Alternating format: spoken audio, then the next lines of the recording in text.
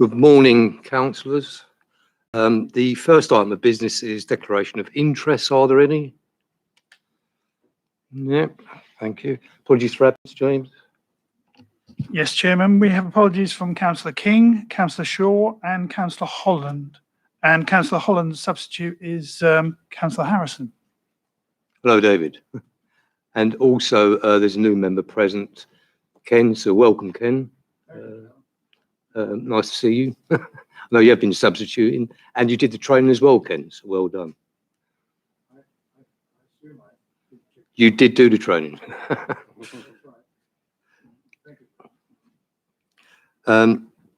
Next item is minutes of the Overview and Scrutiny Committee held on the 13th of April. Are they a true and correct record? Thank you, Chairman. Just one item I think I would like to correct, and that is the top of page 12, second paragraph, refers to comments that were made by me. I am the Vice Chairman of the Service Improvement Index. Even though I chaired that meeting, I am not the Chairman of the Service Improvement Committee. Thank you. So this is the third paragraph, first sentence. Is that correct? The Chairman of the Service Improvement Efficiency Committee, the Vice Chair. Should I read that? Right, James. Any others? Yeah. Wonderful, thank you. Matters arising. Any matters? Matters arising. And just to be absolutely clear, we do agree there was a true record or show. Thank you. Chairman's announcements. Just one for me, really, and it's by a mention of our Vice Chair, who has been in here for 2 years since our elections in May 19, and a vote of thanks, really. I think I'd like to move and for the committee to support and ask the new Vice Chair to also second that.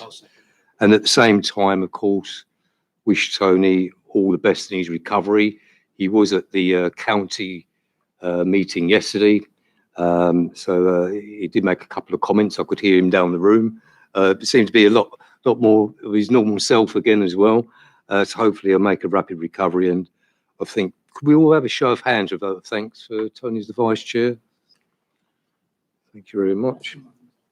Much appreciated. Any public speaking, James? There's no public speaking, Chairman. Okay, so we move straight on to Cabinet Reports, item 7. Page 25 of your agenda, and Debbie Lorimer, I believe, is going to speak to this. Should be here shortly. Okay, well, we'll just wait for Debbie then. What we are having to do, Dave, because of the COVID restrictions, usually, as you know, we've got a long table over there and all the officers are present waiting. Because of COVID restrictions, we've only got 4 tables available with the room with the available space here. So the officers are being staggered and then called up for each report. So we'll have a little bit of lag in between. But hopefully these restrictions won't last for much longer and we'll be back to normal.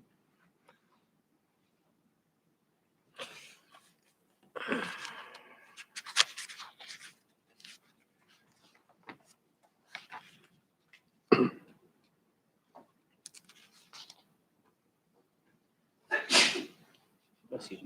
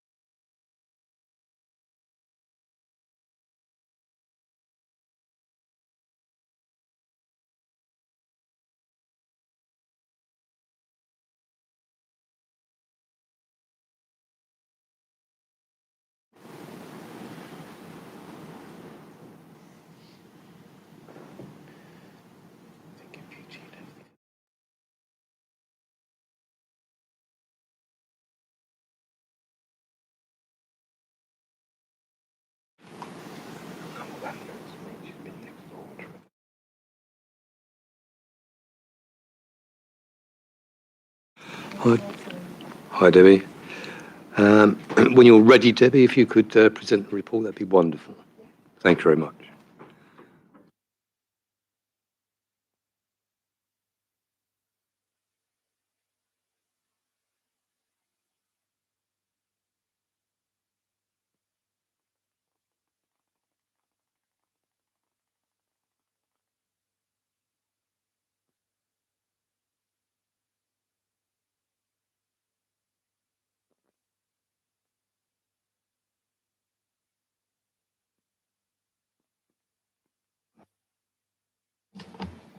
Thank you, Chair. So the report, the COVID report in front of you, I'm sure members will report that we reported to Cabinet back in April on the progress we'd made to date on our recovery plan and our COVID efforts, and that we'd launched that original recovery plan back in the summer of 2020. And back in April, we indicated the tasks that had either been completed or that were now aligned in the delivery plan for the current year. And we also set out some indicative spend for containing the outbreak fund monies, which Cabinet endorsed back in April. So the report in front of you today is very much a forward-looking report. It presents hopefully a more complete picture of the many and confusing sources of funding. So we've had quite a lot of different funding streams coming in. And paragraph 4.1 is mainly the Containing Outbreak Management Fund that comes via Norfolk Public Health, and also the ring-fenced COVID grant monies that were allocated directly from government. And also, therefore, this report then indicates how we propose to allocate these to enable our ongoing management of the pandemic, but also how we support recovery for both our residents and our businesses within it. In the appendix, which is starts on page 32, goes through to page 33, that really is the meat of the paper that sets out what we're planning to do. And we've organised those as ever around communities, our economy and our organisation. And for completeness, all the funding shown on that plan. However, it's the unring-fenced grant that's entitled UNR in the bright yellow column there, and the details outlined in paragraph 4.4, which we're seeking approval for indicative spend. As you know, we continue to work hard to make sure that we continue to support our communities and businesses during what is still very challenging circumstances. And whilst our attention is on recovery, it's important that there's still work carrying on. We're still...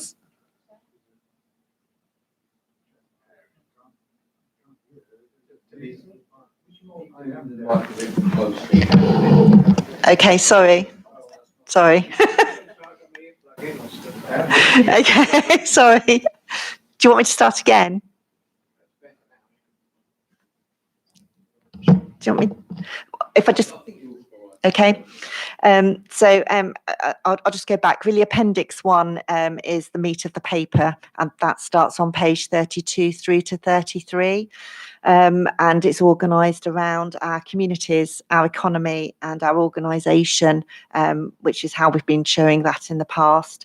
And it's the unring-fenced grant that's shown in the yellow column, and the details in paragraph 4.4 of the report that we're really seeking approval for in terms of indicative spend.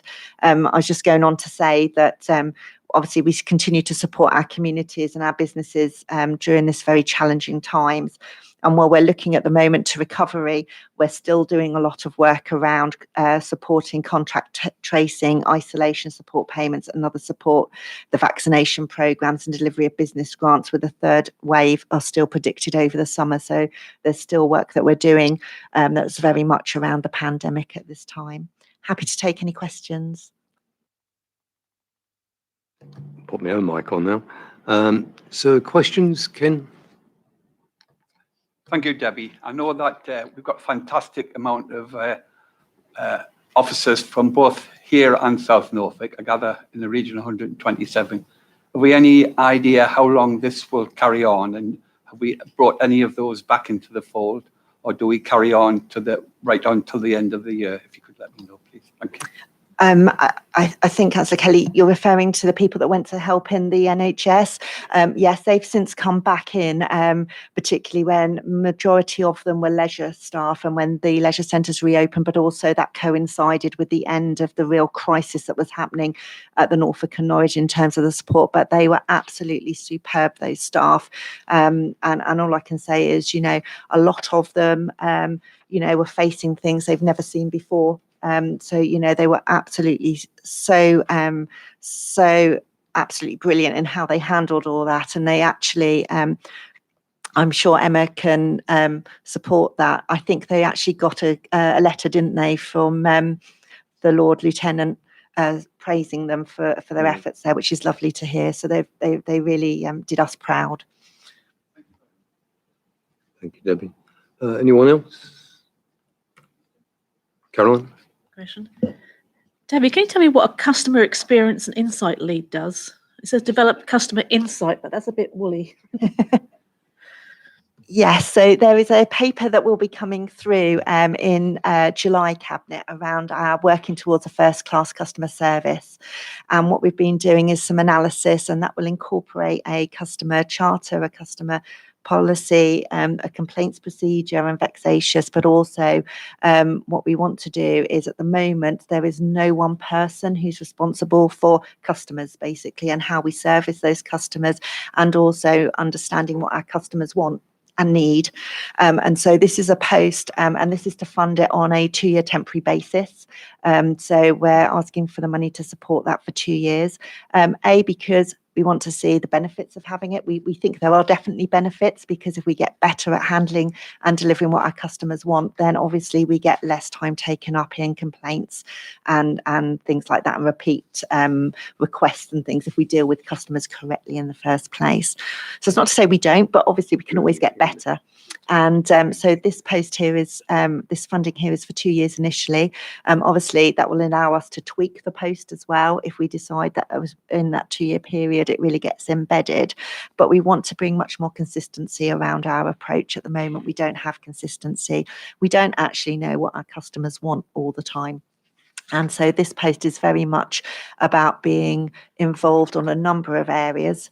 So there'll be more coming out at CEC meeting next Thursday, a week on Thursday. But they will look after, and this is off the top of my head, things like the website from a customer perspective. They will look at doing some analysis over what is our demand for our services. Do people want to change the way they engage with us now? Are people more digitally aware and with Zooming and stuff like that?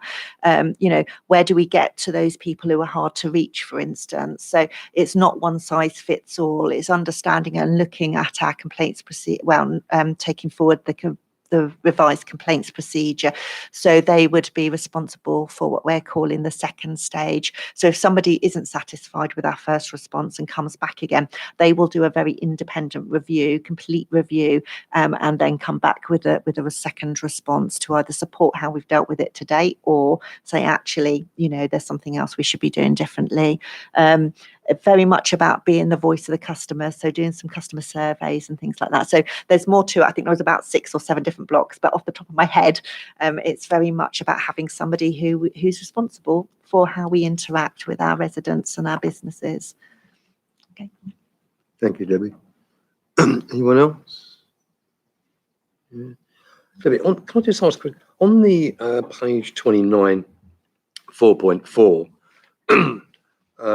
Kickstart program choices and work for all, 35,000 Broadland, 35,000 South Norfolk. Yeah. How is that being targeted, that sum? Do you know, Bill, sorry, more detail on that? I mean, it's a number of things that we're trying to do to really help people get back into work or find better, different work if they're, being furloughed or unfortunately lost their job. Do you know more detail about the scheme? No, all I can say, certainly, Chair, is Choices is part of an overall programme of training and development of skills, part of which was considered at Economic Success last night. Choices is something that has been run for a long period of time. So there's an understanding of the costs. I don't have the exact calculations in front of me, but it is based on experience and knowing what they want to do going forward. I can give you some more details, but it'll be via email. Yeah, that'd be appreciated. Not a problem. I just think having some detail on how that's targeted on some of these is quite useful as well, and also just an overview for the committee to ensure that, you know, of course, the actions and the intent are ongoing and the needs are being met and focused in a targeted way. So I think that'd be very helpful, and Yep. if you could send it out to all the committee, that'd be very helpful. Yeah.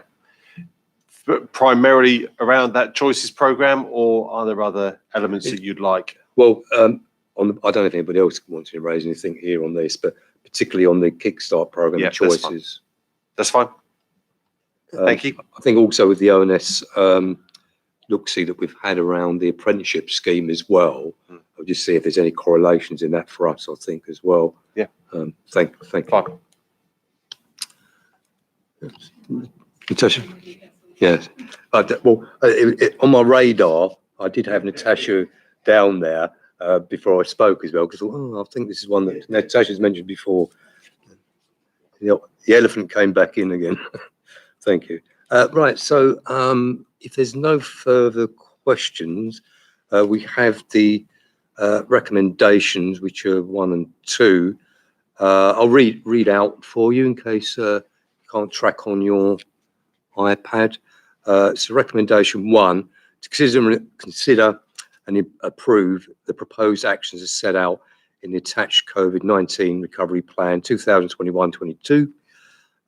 2, to approve the indicative sums set out in Appendix A and the table at 4.4 to provide further support to the COVID-19 recovery and to delegate the relevant director in consultation with the appropriate portfolio holder in order to utilise the funding flexible and to ensure the greatest impact.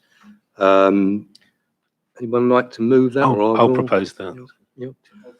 Seconded. Thank you. All those in favour? Yeah. Thank you. And with the just a little addition for us, Phil, if you could send that through, and we could just pick up in a minute as well. Thanks, James. Right. Well, thank you very much, and also for your assistance there, Phil. Much appreciated. Thanks, Debbie. So next item, Phil, is over to you. And well done, Phil, on arriving early. It's much appreciated. I won't be late next time. Thank you, Debbie. So we're on page 34 of the papers. This is a matter that this council has considered previously with about 3 other similar sorts of loans. So this is a specific fund that Broadland has set up to effectively front fund infrastructure that is going to be delivered by town and parish councils, using SIL to fund that. But because SIL takes a while to filter through to the parish and town councils, this provides a front funding mechanism. And we've received a request, which is appended to these papers, from Sprowston Town Council to be able to acquire and then renovate and use the former Viking public house. The costings are in there. Their anticipated SIL income is also in that appendix. And this is simply looking for a front funding mechanism of £250,000, which is recommended to be approved. The rest is in the paper, so I won't expand further, but I'm happy to take any questions. Far away, Grant. Thank you, Chairman. Thank you, Phil.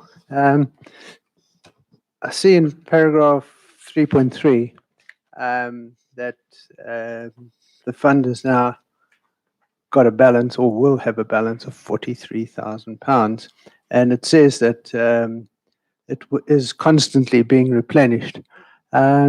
If another council wants to come in and ask for another £250,000, would it have been sufficiently replenished in order for that council to also get money from this SIF? Thank you. Thank you. I think I've got probably 2 answers to that. The first is that SIL income is paid to town and parish councils on a 6-monthly basis. And actually, if we see the rate of development that is taking place at the moment, we're in a, there is a surge of housing being delivered at the moment. So I think that fund is going to be replenished fairly quickly. So it does depend on the timing of when we get the next request. But I do think that fund will be replenished pretty quickly. The only other thing I'd say is this is a pretty safe bet. The money arising from SIL, it's not like it's a high risk strategy. And so the council could determine to actually increase that fund temporarily. So if we had another bid in, you could have a bespoke query just to dip into reserves or some other funding to replenish it for a temporary basis.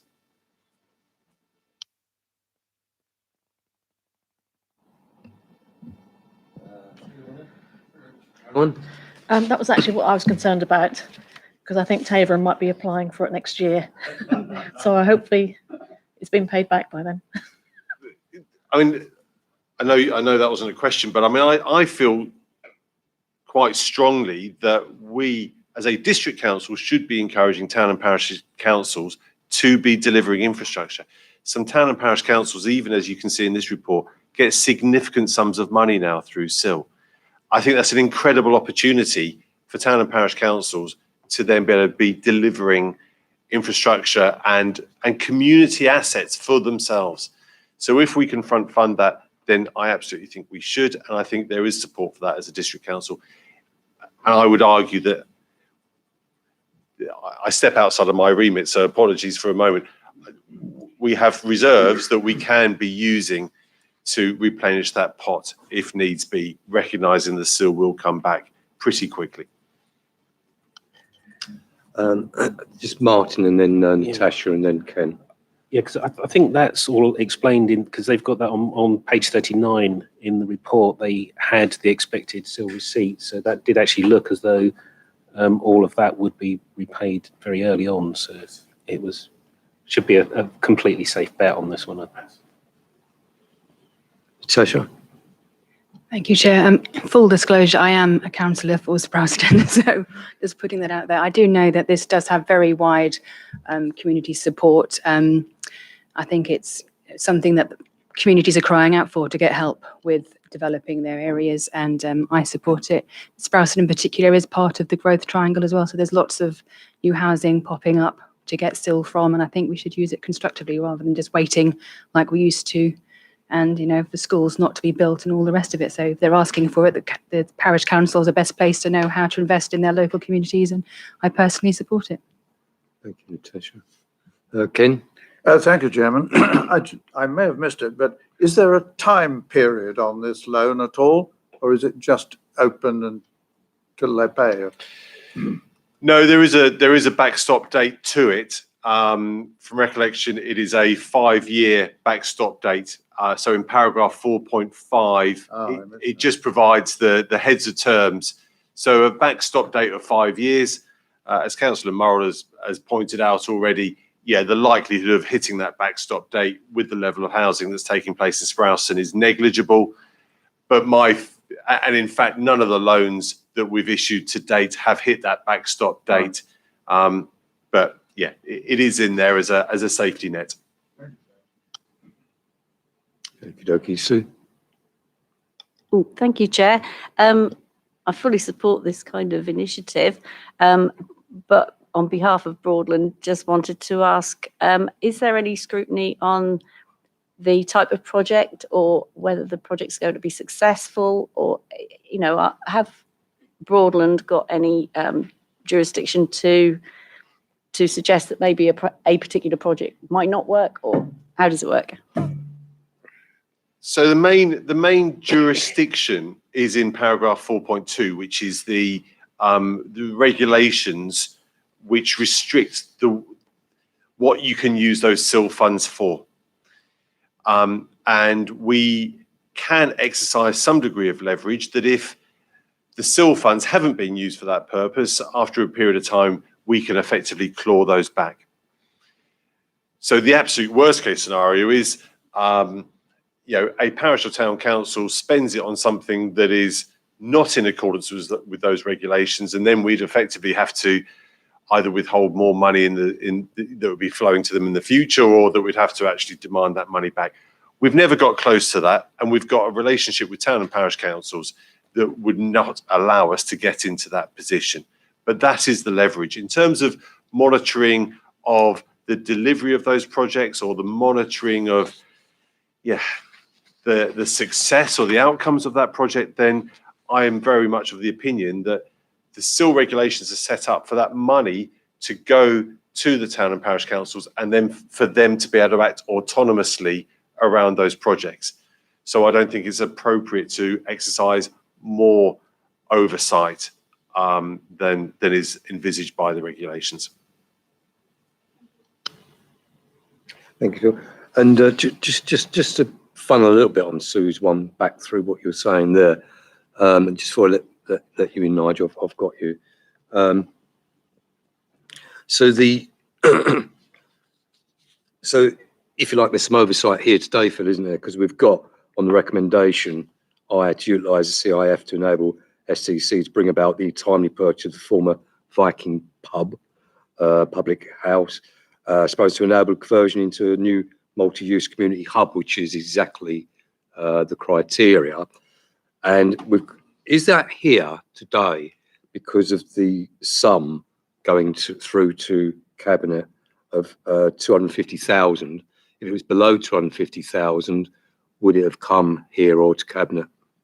No, every item. So I think from recollection, a few years ago, Old Catton had a loan of 70,000, circa 70,000 for Catton Park. That also came through the same mechanism. The fund was set up, but the authority for effectively agreeing those loans still rests with Cabinet, and therefore goes through this process.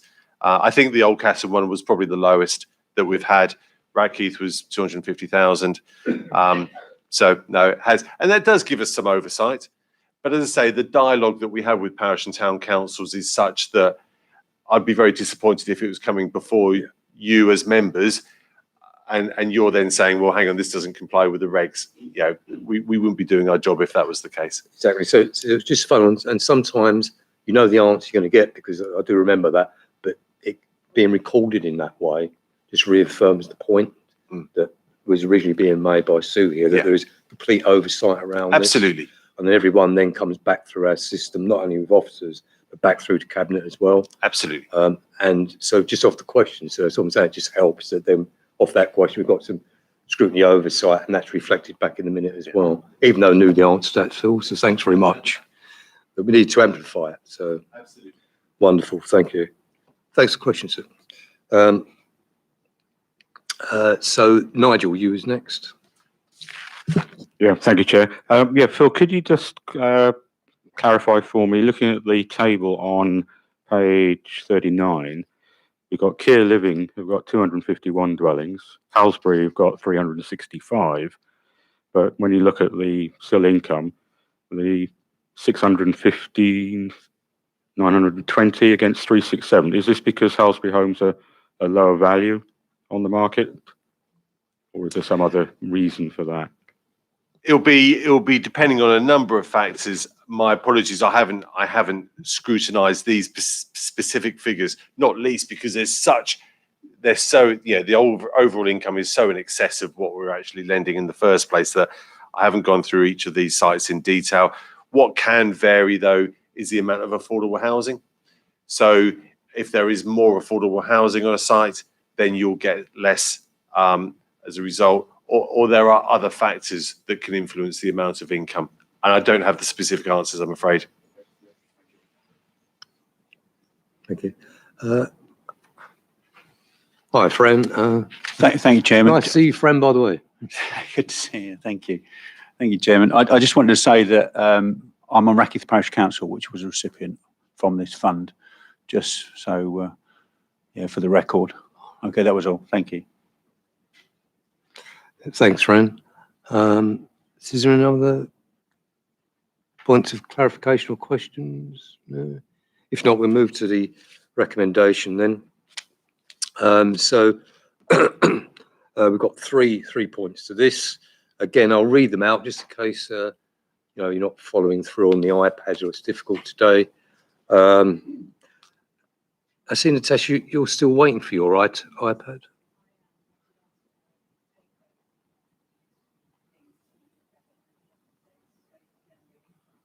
Right. We don't have a spare one available at the moment. Okay. Okie dokie. So an IT, is this an IT issue that we've got, Natasha? Okay. Yeah, much appreciated, because obviously the member needs information on this. Right, okie dokie. So back on the recommendations, 3 of them. First one, to utilise the CIF to enable STCs to bring about the timely purchase of former Viking Public House, Charles Road, Sprowson to enable conversion into a new multi-use community hub, to agree 250,000 loan from Community Infrastructure Fund to Sprowson Town Council, and finally to authorise Director of Place to draft a legal agreement in accordance with the heads of terms referred to in paragraphs 4.5. Is there a mover on this? Caroline? I'll second. Seconded. Sue? Seconded already. I'll give Sue a chance to second. All those in favour? Carried. Yep. Thank you. Wonderful. Thanks very much, Phil. I think you're down again for another one, aren't you? I'm going to hang around for Q4. Wonderful. So you've got me for a little bit longer. I'll never mind that, you know that. Right, thanks very much. So next item is strategic performance for quarter 4, page 40. And we have Debbie, Sinead and Madeline with us. I can see that we've got Sinead down as for reporting on strategy and programme strategy part, then also the finance. Is that how you're going to amplify today? Or are you, right, Debbie, fire away. Thank you. No, I'll lead on the finance today. Thank you, Chair. Okay. Because Rodney's on leave and I Maddie's here if we see. get any detail. So slightly different presentation this time around the finance, in that we've divided it up into 3 sections. And the first section really is on page 42. 3.4, the table there. As you just heard from the previous item on COVID support, we've had a lot of money that's come into us this year. And that table there on 3.4 shows you that we had over 41,000 pounds, 41 million pounds even, let's get it right with a number of zeros, coming in that has flowed through us to our businesses. So they're the business grants that have gone out. There's a small amount at the moment that we are carrying forward around track and trace, the hardship, and a little bit on business grants, which are the discretionary ones. We've also, as you heard, have had some money coming in from the grants to cover our cost pressures, the contain outbreak management grants, and the emergency funding that we've had from local government. Altogether, at the year end, we were carrying just under 1.25 million of that, in that we hadn't spent that money. Most of that you've just heard we're going to plan to spend in our COVID recovery report earlier. So we would like to carry that money forward into an earmarked reserve and then spend it in this financial year. So of our underspend, just under 1.25 million is due to that funding that's come in, that most of it has gone directly out. The next section is starting on bottom of page 42, is around, we looked at the impact of COVID on our substantive services, because there's no doubt about it, COVID has impacted on our services and has caused some under and overspends. And also we did the revised budget last year, and some of those we took a bit of a punt on. I think in some areas we were a bit pessimistic perhaps in what we thought would be the impact. But there's a table in 3.8 of underspends and overspends, or that we think are particularly COVID related, and so they come to a total of £820,000. So they would be things, for instance, where we have had additional income from land charges because of actually the national stamp duty exemption. We've had a lot more people move than we anticipated, and we've had more income from land charges. On the sort of the reverse of that, obviously Carrabrek, we haven't had the room hire because we haven't been able to let that out, and therefore we've had we haven't reached the income target there by 39,000. So altogether, the biggie on there really is around recycling. With people being at home, we had a lot more recycling credits, and also people got very keen on gardening, and we had more garden waste bins. So together, that's given us some additional income. Also in there at the bottom of that table is slippage requests. So there are a number of slippage requests that are outlined from section 3.2 onwards. They're perhaps where we just haven't managed to do some of the work we anticipated. One of the big ones there is around training. We were going to put on a new training for managers as we were just coming out. As you remember, we went into COVID. We'd just done the restructure with our new restructuring of staffing. And therefore, we wanted to do some upskilling of our managers. We couldn't run that because those managers were very much involved in the COVID responses.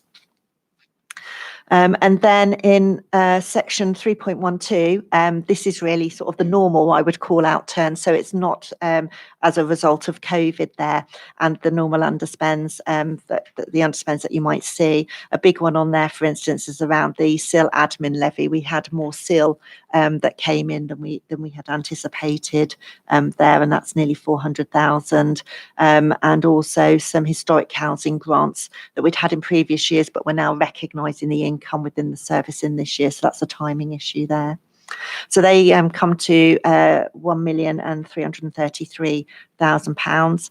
In terms of investment income and interest payable, we actually ended up earning more interest than we had anticipated from our external funds that we put out externally. But also we didn't have to borrow, so we saved on interest payable there by £75,000 that we had anticipated we might have to do. So the table in 3.15 outlines the whole sort of overall position.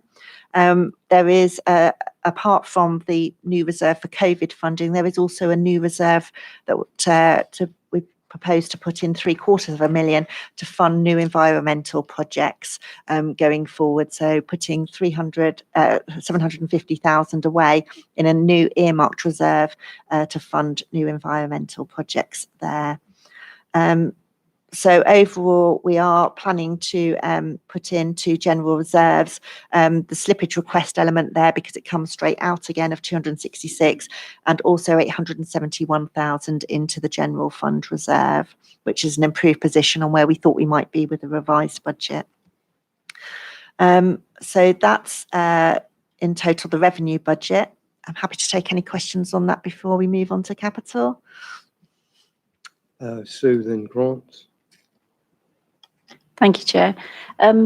Debbie, I'm really pleased to hear that there's some identification of some funding for environmental projects. Could you just give me an idea of where we think we might spend 750,000 over the next year, if that's how long the budget lasts for? Thank you. Well, that funding can be spent over a number of years, so it's not just into New Year. We've now got in place, and I'm sure Phil might be able to help me, our new environmental person, haven't we, who is starting to work through the environmental strategy and implement that. And I think there's probably some projects coming through there that that funding could very well support. I don't know, Phil, if you can say any more on that. No, again, Kirsty's started in role probably about 3 weeks ago, I think. Again, she presented to the Environmental Excellence Panel last week, is still forming an action plan. But there's other things that we want to be doing. We're talking about carbon baselining, for example, and various other projects that we can do as we move forward, looking to progress that agenda and with the resources behind it now. Thank you. I'd just like to hear from Kirsty directly to ONS as soon as that is practicable. Thank you. Yeah, absolutely. Be happy to have Kirsty come and present to ONS. Again, be led by others. Yeah, we'll visit that when we look at our work programme. Not today. We can't do that. No, I know. So we'll raise that under our work programme and take that into consideration then in the appropriate place. I did have the same point down here actually, because I think to have an overview and scrutiny of what's going to take place, what is going on around it, in addition to the panels work is quite important probably for the council, I would have thought, so it's not to replace the panels work, but it is to overview and scrutinise what where we're going really and where we are, which I think most councils are doing now with scrutiny, particularly environmental issues. It's a growing agenda. It will continue to grow as we build up to COP later on this year. We'll see it only coming higher and higher up the agenda. Thank you. Okey dokey. Right, I had Grant then Martin. Thank you, Chairman. Thank you, Debbie. It's just a very small amount, £9,000, but it's in table 3.8, the second Broadland news underspend due to costs being covered from COVID grants. I'm aware that the winter edition, I think it was not delivered. I don't know whether that had any wasn't delivered as a result of COVID, or whether it was whatever the reason was. But have we recovered costs from the lack of that delivery, or is it because we paid it and we're not going to get the money back, and it's going to come out of the costs that we would have incurred have come out of COVID funds? That's just something I'd like to get a little bit more clarity on. Thank you. Yes, of course, Councillor Ned. I'm going to hand over to Emma because she knows the detail on that one. On the Broadland news, there's two elements. So you're right, there was an area where it didn't get delivered, and we've had a refund from the Royal Mail for that particular issue. And then also because we did some extra work, we were able to fund some of that through the COVID budget as well. So it's a bit of both, but we were able to get a refund on the delivery issues that we faced. Thank you. And Martin. Thanks, Debbie. On page 44, 3.12, there's the overspend to the CNC previous year losses of 85,000. Is that the full and final balance now, or are there future losses that should come forward as well? So this is to do with the CNC agreement that because CNC is hosted by South Norfolk, and the agreement that was put in place with the partners in that, and I think it's 5 partners, was that South Norfolk, it was a 5-year agreement, that South Norfolk would bear any losses for the first 3 years of that 5-year agreement, with the view that if there were losses, it would give time for CNC to perhaps adjust their pricing, for instance, or restructure the stock, make adjustments to recoup those losses. What's happened here is that those losses still remain, and therefore they're being brought onto as a cost in recognition that we've got 2 years to go. So I think there's still I think we've got 1 more year on top of this year, haven't we, to go. So hopefully they might not all be recognised, because obviously if we make a surplus in this year and in next year, that could at least pay back some of that or all of that. But it's just being prudent, recognising that at the point in time at the moment there is some losses. So what are the losses as they stand at the moment? How much more is there? Well, that is Broadland's share of the losses as at the end of last financial year. Yeah. Obviously, we've got the outturn for the current financial year and another year to go. Predominantly, those losses arose because of the fluctuations in the pension. So we've had massive fluctuations in the pension fund, and that gets allocated out on an annual basis on the basis of staff salary. And, the surveyors are obviously quite highly paid, so they get quite a chunk come their way. So that's the predominant reason for those losses arising. Plus, in the very first year of that 5-year agreement, we had a new accounting standard come in, and that meant that we had to account for income much more conventionally, in terms of not just accounting for it when we received it, but accounting for it when we deliver the service. and it was an accounting standard that was brought in, and therefore we had to align, particularly in building control and planning, and it was a knock-on impact into CNC of that first recognition really of reducing the income that we would have had in the year, because some of it had to be carried forward. Okay, lovely. And one just final point, and it's only semantics maybe, but on Appendix 1 on page 58 to 64, we've got the smiley faces and the unhappy faces. And I personally don't like them. I don't think that an underspend should be a green smiley face. I prefer an arrow up or down rather than that, because I think if we've committed to a spend and we've asked residents to fund that spend, then it shouldn't be a happy face that we've underspent on it. That's just my take on it. But that's fine. We can change that. That's not a problem. We can have arrows instead. It's just a visual, because some people obviously see visual things better than words. So yeah, we could replace those with arrows. You happy to? Thank you. Just to follow through on Martin's point about CNC, Phil, could you just help to clarify on this? Because when this moved away from building regs, moved away from, it used to be housed here many years ago, and then it moved. I'm trying to find this date of this, the first year of this 5 years, where South Norfolk had agreed to cover losses. I'm not sure that Broadland was part of that, but that's what I need to clarify. I'm happy to answer, Chair, because at the time I was quite involved. So this is, we're now in our second lot of 5 years agreement. The first 5-year agreement, South Norfolk. So we moved away from what was a joint committee setup. So originally CNC operated as a joint committee, and so the staff were seconded into CNC but remained with their own employing body.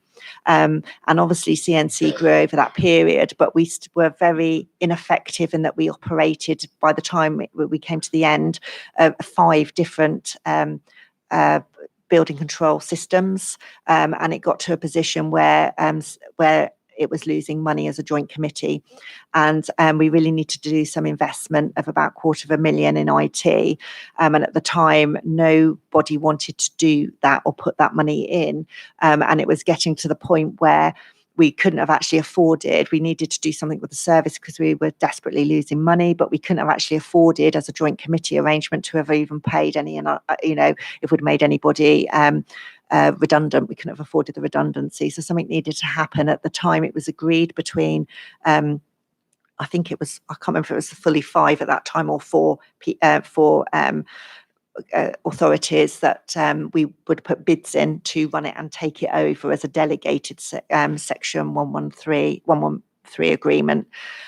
So that's what happened, and then the staff actually transferred into South Norfolk. So South Norfolk put in a bid, as I believe Broadland did, and South Norfolk got the go-ahead to run that service. So the staff transferred in and became employees of South Norfolk. And the first 5-year agreement, South Norfolk said it would invest and put all the money into the IT, and it would cover any losses that were made. But any income, any surplus got sent back, and that's what happened. We made surpluses in the first 5 years. We invested heavily, and in fact the idea was originally that we would put the money into the IT. So £250,000 went into the IT system. We rationalised down to 1, made much more efficiencies, and developed that. So people went out with tablets, for instance, rather than paper copies of records. And because of the success, we were able to recoup that money quite quickly from surpluses, and then surpluses were paid out. We then came to the next 5-year, and at that point, South Norfolk said, we're not going to continue to say we will suffer any losses. We're now in a much better position, and therefore the new 5-year agreement was put in place, and South Norfolk agreed to cover, as I say, bankroll it almost for the first 3 years, rather than saying each year if we made a loss or a surplus, here you are. But we've got to the point now where towards the latter part of that 5-year agreement, and obviously the losses still stand, so we're recognising them. What I would say over the years is that the cost to the councils have come down significantly of the provision of that service. So thank you, Debbie.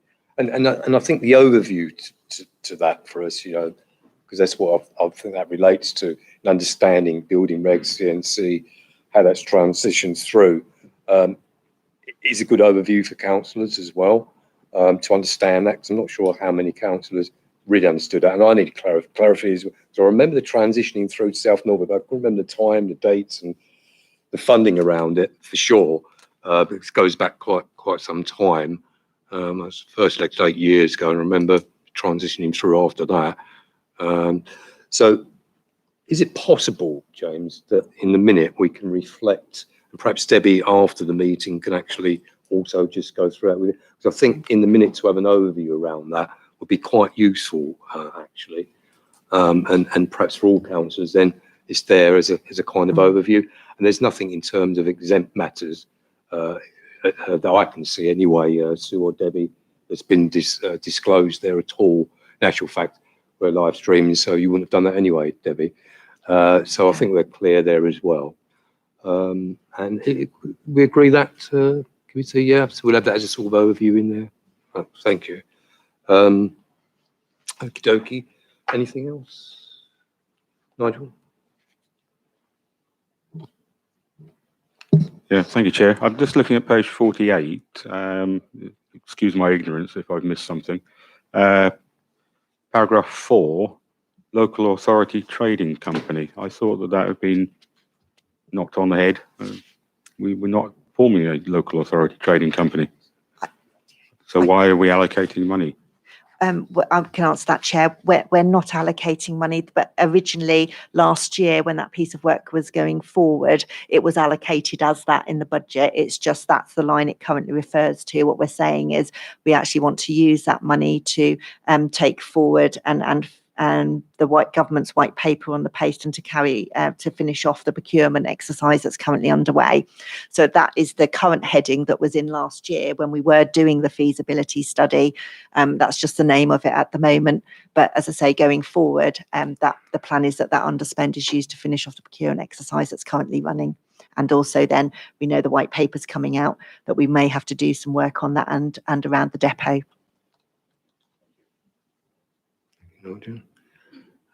Anyone else? And so really, Sinead or Madeline, is there anything, Debbie, that they need to cover, or do you think you've covered it? I think I probably covered the finance element. In the capital is just from page from section 3.22 in terms of the capital spend. I don't know if you would like, Sinead, just to do the very overview on around the indicators. Thanks, Chair. So the remainder of the report sets out the performance element of the report and sets out the performance of the council against the delivery measures we developed as part of our delivery plan for 2020-21. So just to give an overview, so at year end, 12 of our delivery measures are currently shown as green, and this means they've met our year end target and expectations we set originally in our delivery plan. There's been some really good performance at year end, so I'll just touch on a couple of examples. So if we look at working days to process housing and council tax claims, so our year end target was no more than 7 days, and we're currently sitting at 5 days, which is really positive. And looking at the impact of COVID on that service, we've had an increase of nearly 70% in claims coming through to that service, as well as an increase in 50,000 calls over the period of the year. Looking at the affordable homes delivery measure, so Broadland has exceeded the strategic housing market assessment target, delivering over 165 new affordable homes.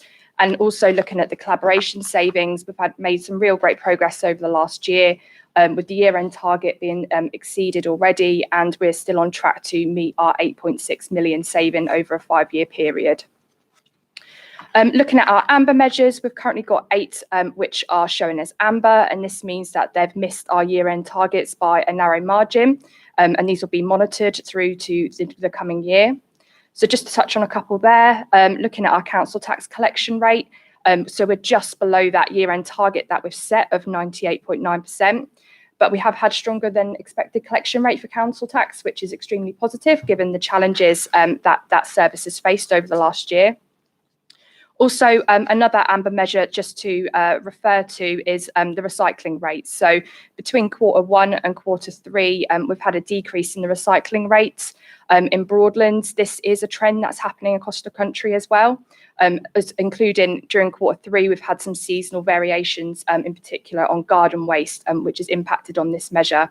So we're currently sitting at a recycling rate of 50% on average, and Broadland continues to have the highest recycling rate in Norfolk. Just finally, on the measures which are currently shown as red, so these are measures that haven't met our year-end target, and close monitoring is in place for these. So just touching on collection of business rates, so our year-end target was a 99% collection rate, and at year-end we're sitting at 96.7, so we are below that year-end target. The rate has been impacted throughout the year by COVID, and there is a risk that this could continue into 21-22. The business rates team continue to work with economic development to support our businesses where possible, and the service has also brought in additional staff as well. Just the final red one to bring to your attention is our employment rate. So looking at the data that's come through between 2019 and 2020, there has been a sharp fall in the employment rate across Broadland. And we thought that this is to reflect the first national lockdown that came into place last year. However, looking forwards, the Bank of England has predicted the strongest growth in the economy since the Second World War, and also a faster than expected recovery from COVID. So the economic development team are supporting this and supporting businesses through a suite of initiatives and items that you've heard today already around the Kickstart scheme, and supporting our retail sector as well with a Click It Online platform. We still have 9 measures that have been baselined during Q4. So these are measures that we are currently collecting the data on, and we'll look to set targets going into Q1 and Q2, and we'll bring that update through to Cabinet in the Q2 update. And just finally, there's a recommendation within the report that to streamline our reporting schedule to Cabinet, we're proposing to move to a 6-monthly reporting schedule, which means that we're proposing to report through to Cabinets and to yourselves in Q2 and Q4. I'll pause there if there's any questions, Chair. Yes, just before Grant comes in, Debbie, did you want to just... Thank you, Chair. I just wanted to just flesh out a bit, because I mentioned that we'd had more income from waste, from recycling, and then Sinead mentioned that we're down on recycling, and I thought probably members were a little bit perplexed about that. Was. So I just wanted to put it in context. So overall, we have recycled more, and so that's why our income from that has gone up. But as a percentage of the total waste, that's a smaller amount, if that makes sense. So people generated more waste in total, and we have more of it. But actually, the non-recyclable was a bigger element in percentage of the total. Does that make sense? So I just wanted to put that in context. I thought otherwise people would be a bit confused as to why I said we ended up with more money. So people generated more waste than normal. Right. That makes sense, actually. Thank you. Grant. Thank you, Chairman. That does clarify one of the things that I understand. One of the other red ones related to business, the collection of business rates. And when COVID hit and lockdown came along, the government dished out tons of money to businesses that had a rateable, that were paying business rates. Was there nothing in the guidance or thing that would say to them, we're gonna, if you were given a £10,000 grant, that we will be giving you the net amount so that we recover the rates, because that money is given to support businesses, but it's also intended that they pay their business rates out of that money, if you see what I mean. It's just, I'm wondering if there was any possibility of something like that taking place. That would be absolutely wonderful. Unfortunately, no. They were allowed to have that money, and it didn't stipulate, so we couldn't pay it to them net. We weren't allowed to do that. But yes, I absolutely agree with you. That would have been the best course of action, but that wasn't how the government set those grant schemes up. So we couldn't say we're going to deduct your payments for business rate and just give you the net. We had to pass over the full amounts to them, and I just hope that they paid us back. I mean, we're working with the businesses. We're doing as much as we can to help people. So whether that is rescheduling their payments, for instance, looking to help them, perhaps if there was sort of, a seasonal business, to move the majority of the payments. So we're speaking to them, but it is tough out there for some businesses. Cool. Caroline? I just wondered if there's any scrutiny on how businesses did spend their grants. I've heard a few stories where they didn't spend it on the businesses. Unfortunately, it came with no stipulation on what they had to do or whether they had to continue training, as far as I'm aware. Do you know anything else? Because it was active.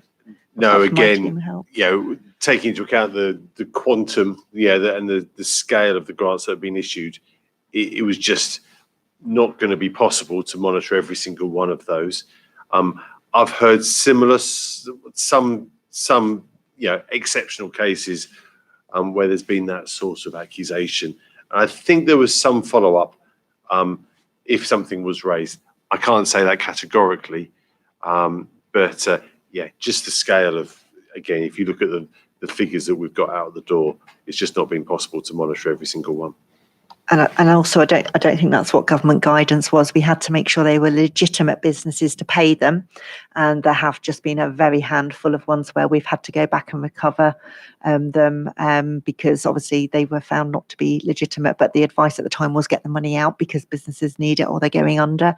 And as you can see, we paid £41 million out, which was incredible, really. To make sure that we got them. But yes, there was audits in terms of were they eligible, but how they spent it was entirely up to them. Okay. Peter, hard to see you on the sideline there, but I've got your pen. Hiding away, Chairman, sorry. 3 questions, if I may. I'll take them one at a time. Do I understand then we're moving from quarterly monitoring of statistics to 6 monthly? Did I understand that? That worries me somewhat because obviously we don't get to know about issues early enough, perhaps, and by the time we do get to know about them, we're too far down the line. So what is the rationale other than saving officer time and efficiency for not reporting quarterly but 6 monthly? First question. I'll come back to the other two. It's been a request from Cabinet, so we will be monitoring internally quarterly to make sure that obviously we know what's happening. But it was a request that we move to 6 monthly. What's the thinking behind from Cabinet then? I suggest you ask them. I certainly will. Second question I have is. Sorry, Councillor, I think at the moment Q1 isn't reported anyway, so it hasn't been reported. So not softening the blow, but it's only Q3 that will be the change at this point in time. And going forward, it won't be. No, so the change will be that you'll just keep. You understand the concern. I absolutely understand the concern, and nor can I shed any light in terms of Cabinet. If we need to be putting the brake on or the accelerator on, we need to know as soon as possible. And the longer you leave it, the more difficult it is. So it will be a concern. So we could register that concern, I think, Chairman, at least. Yeah, Debbie, if you can just say something, then I'll come back to Peter, and there's something I want to pick up with this as well. So we'll get there, Peter. Go on, Debbie. Emma was indicating. Sorry, I can't see you, Red. So I'm hiding in the corner. I thought I'd take the opportunity to hide. I just think it is worth reiterating, as Debbie has said, internally that quarterly monitoring will still continue. So we've still got that quarterly oversight. It's the reporting into Cabinet that's been changed. Thank you, because that was exactly my funnel on this. And I was going to say, I thought I heard you say you was going to continue to internally. Yeah, we will continue to monitor. Well, we monitor monthly in terms of finance anyway with the budget managers. And obviously, then internally we will still do it quarterly to make sure. And we have regular meetings with the portfolio holders all the time. So obviously anything that we felt that was going amiss or whatever, we would absolutely raise with them and discuss with them. So the point, I think the obvious point from this, and the one that Peter's making is that if Cabinet's made this decision, and it's a presumption at the moment because we don't know, to do this on a 6 monthly basis. Was that for efficiency reasons in terms of staff time? I can't see it because you're still monitoring on a quarterly basis internally. You're still doing that. So the only thing that's actually being prevented or stopped is the reporting of what you're doing anyway on a quarterly basis to members. You're still doing exactly the same thing internally. Yes, but we would be not doing it in terms of writing a cabinet report and stuff. So there would be efficiencies from not reporting it upwards, because we will do the monitoring, but we will not be writing cabinet reports with it. For instance, it will come through in a. So you'd be looking at that through your top team with Trevor. Yes, but we wouldn't. Portfolio hold. Yeah. So we wouldn't be going down into writing a full-blown cabinet report, which does take quite a lot of time, and producing all the graphs and the appendices. They are quite time-consuming. So I think it may be as that cabinet. Do you think there's efficiencies? So if the from not graphs producing and that? appendices and all that's not produced on a quarterly basis internally, Not internally to this level. We go through it. So we do go through the financial performance and the indicators, but we don't produce it in this format, for instance. so this is more digestible for for people and the public to consume, which obviously internally, we do, the acronyms and stuff like that, for instance, we just use acronyms, and it's much, we do report on it, but not, as I say, in this format, for instance, which takes time to produce. Okay, so I think there's two things we can sort of deduce from that. One is there's not a huge efficiency saving here that the council really requires to be made here. We're talking about the enhancement for members in order to be able to monitor and see on the point that Peter's making.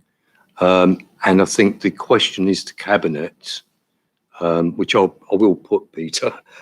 Feel free, I'm sure you'll do it eloquently on my behalf. We just needed to clarify getting there, So the point to Cabinet is, before I do that, do we know when Cabinet made that decision? Is it something I've seen somewhere and I've missed or something? No, this is the proposal to Cabinet. So currently, we've been reporting quarter 2, quarter 3, quarter 4. We don't do quarter 1, because it's so we're tied up with doing the finances for the year end, and B, it's so early on into the quarter, into the year, that we don't report quarter 1. So that's never been reported. But the proposal is that we don't report quarter 3. Quarter 3, yeah. Okay. And is that now coming from Cabinet or previously, that recommendation? No, this is the recommendation to Cabinet that's coming up, yes. Yeah. I believe as well that reporting used to be done every 6 months, so I think it's reverting back to what used to happen. The report. That's what I'm getting at, yeah. Yeah, there's no explanation for it. So on 3, which is what Peter's picking up, there's no actual support in the document for why that's occurring. I think that's the issue. So on this one, then we'll come back to it, Peter, when we get to recommendations. We've had some clarification, and then we've got an understanding now of what's where we are, and then we can come back to possibly an amendment on this when we get to recommendations, if that's okay, Peter. I'll bear it in mind, Chairman. Okie dokie. Can we go to my second question now? So because you did say you had others, Peter. I had 3. Okie dokie. 1 of 3. So number 2? Number 2, staff satisfaction, page 68. We have very little information about what the results of any survey was. Well, why is that? And when can we expect it? Chairman, can I pick this up? Thank you, Emma. Yes. I'll sit in the floor next time. So that measure there is around the survey that we regularly do to staff. So that was last done in January 2020. And as a result of that, there's an action plan that came out of that, and that's what we're reporting to you on. We've also done what we're calling pulse surveys. So we started those back last summer, particularly focused on mental health and everything that everybody was going through. So they're our touch base with the organisation on a regular basis. what we're now looking at together is pulling together. We are going to go into probably quarterly touch bases with staff, and we will now then look at those results and give you a revised action plan where the organisation was in January 2020 compared to where it is now for so many different reasons. We need to retouch, and then we will then get a revised action plan out of that, so you can see kind of what staff are saying, what they're feeling, and what we're proposing to put in place to make improvements. I do understand these are difficult periods in which you can actually do comparisons between what was and what now is, particularly when you're perhaps comparing apples with pears or something similar. But my third question, Chairman, I have raised on a previous occasion, and thankfully the information has been provided for me, about staff sickness. We see here in the report staff absence levels based on short-term sickness. Now, for me, that is only part of the picture because it excludes long-term sickness. And the report that I received last time, I can't remember exactly at what point it was raised, there are quite significant amounts of long-term sickness, probably for all sorts of variety of reasons. But for example, I noticed that there were 342 days lost for mental health and stress issues. Now, it seems to me these are key elements of a monitoring program that we should be looking at in some detail. And I would certainly like to see included in this element of the report, not only short-term, but long-term, and also an overall picture as well. So could I make a plea yet again for expanding that data to include it, which I think is absolutely vital in terms of the long-term sickness problem? Yeah, absolutely. Yeah. So the measures that we report to you are those that are agreed as part of the delivery plan. So the delivery plan has been agreed to report on short-term sickness. It's not been agreed to report on long-term sickness. No, I understand that perfectly, but I'm asking for it. So I would suggest a formal request is made to Cabinet, but we would then need to amend the delivery plan as well to reflect that. So if that's a formal That's request, perfectly right, Chairman, if you allow me to make that formal request through the report at the end when we do the recommendations. I've already noted it, Peter. Thank you very much. That completes the three questions. Thank you, Peter.